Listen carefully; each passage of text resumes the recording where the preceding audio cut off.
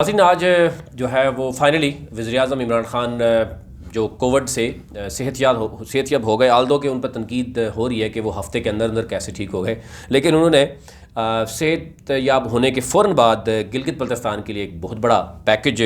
तारीख़ी पैकेज जिसको कहते हैं जनाब, वो उसकी मंजूरी दे दी है। उस तारीख़ी पैकेज की अगर हम बात करें तो पहले भी हम आपसे शेयर कर चुके हैं कि वो पैकेज कौन कौन सा था। जो ऐलानात हुए थे, एक तो मामला था सूबे का,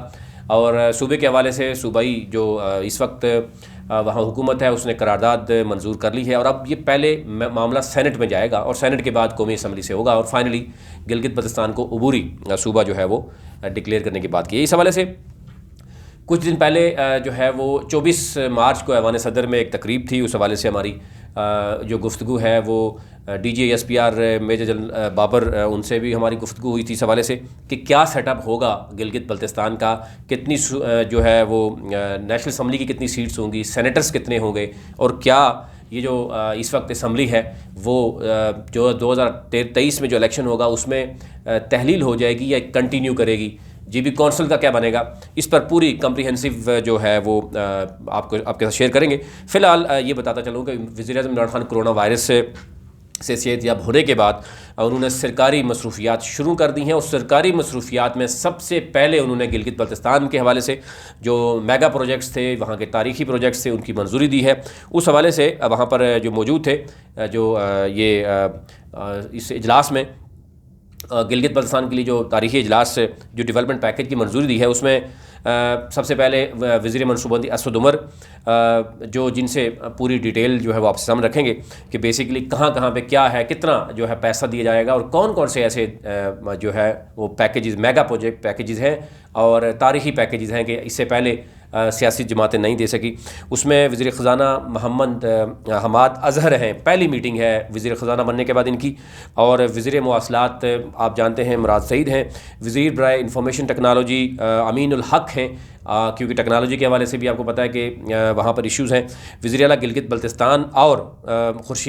खालिद खुर्शीद और डिप्टी चेयरमैन प्लानिंग कमीशन जो है और दीगर सीनियर अफसरान उन्होंने शिरकत की, और उन्होंने कहा कि गिलगित बल्तिस्तान में के मुख्तलिफ़ शोबों में तरक्याती जो मंसूबे हैं उनकी बदौलत इस पूरे ख़ित्ते में जो है वो तामीर व तरक्की का नया जो बाब शुरू होगा। इस हवाले से अगर हम बात करें तो चाइना ने भी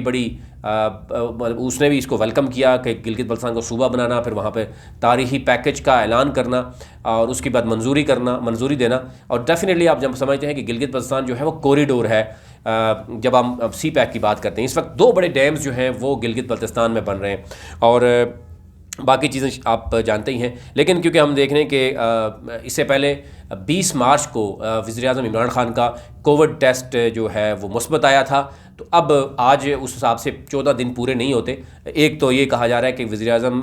जो है वो वक्त से पहले ही, 14 दिन से पहले ही, और दूसरा जो टेस्ट है उनका नेगेटिव आने से पहले ही उन्होंने सरकारी मीटिंग क्यों की, ये भी तनकीद का हो रहा है। लेकिन उन्होंने अपने को क्वारंटाइन किया, और डॉक्टर्स के मुताबिक वो अब सेहतयाब हैं। अब ये हम कुछ नहीं बता सकते कि टेस्ट उनका पॉजिटिव आया नेगेटिव आया, लेकिन जो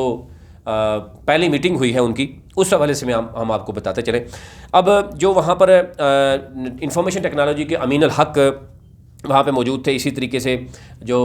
वज़ीर मवासलात हैं मुराद सईद, इनके हवाले से बहुत ही अहम, क्योंकि गिलगित बल्तिस्तान में इस वक्त 3-4 बड़े इश्यूज़ हैं। सबसे बड़ा इशू जो है वहाँ पर है वो है लोड शेडिंग का, और आप जानते हैं वहाँ पर तकरीबन 22 घंटे जो है वो लोड शेडिंग होती है गिलगित बल्तिस्तान में। और आप जानते हैं कि सर्दियों में सख्त सर्दी, इस दफ़ा -28 तक भी कई ऐसे डिस्ट्रिक्ट जहाँ तक टेम्परेचर पहुँचा था, और वहाँ की जो आवाम है उनके लिए मुश्किलात थी। एक तो लोड शेडिंग के हवाले से अहम गुफ्तगू हुई, दूसरी उसमें क्या जो है वो जो प्लानिंग क्या है और मंसूबे कब कामयाब हो गए, वो आपके साथ तफसीलात रखेंगे। दूसरा जो है वो इंटरनेट के हवाले से वहाँ पर मुश्किलात हैं। आप जानते हैं वहाँ एस्कॉम के अलावा कोई जो है वो दूसरी कंपनी नहीं है प्राइवेट जो 4G, आप 5G की बात हो रही है लेकिन वहाँ पर 4G नहीं है। तो उस हवाले से कुछ जो प्राइवेट कंपनीज़ हैं उनको बाकायदा तौर पर लाइसेंस देने की बात की जा रही है, और कहा जाएगा जून में वो बाकायदा तौर पर अपना काम शुरू करेंगे। इसी तरीके से आगे अगर हम बात करें तो तीसरा है सीवरेज और पानी, साफ़ पीने का पानी का वहाँ पर एक मसला है। आल्दो ये कहा जा रहा है कि सीवरेज और साफ़ पीने के पानी के ऊपर प्रोजेक्ट्स लगाए गए हैं, अब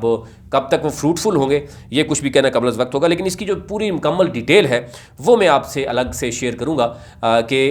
सूबे के हवाले से कब तक मामला हो जाएंगे, और टेली कम्युनिकेशन का जो मामला है या लोड शेडिंग है, या ये जो जितने भी प्रोजेक्ट्स हैं, ये जो तारीखी पैकेज की मंजूरी हुई है, ये कौन कौन से प्रोजेक्ट कहाँ कहाँ तक और कब लगाए जाएंगे, ये मुकम्मल तफसीलात मैं आपसे बाद में शेयर करूँगा। अभी तक लिए इतना ही। अपना अपने मुल्क का ख्याल रखिए। अल्लाह ने के बाद।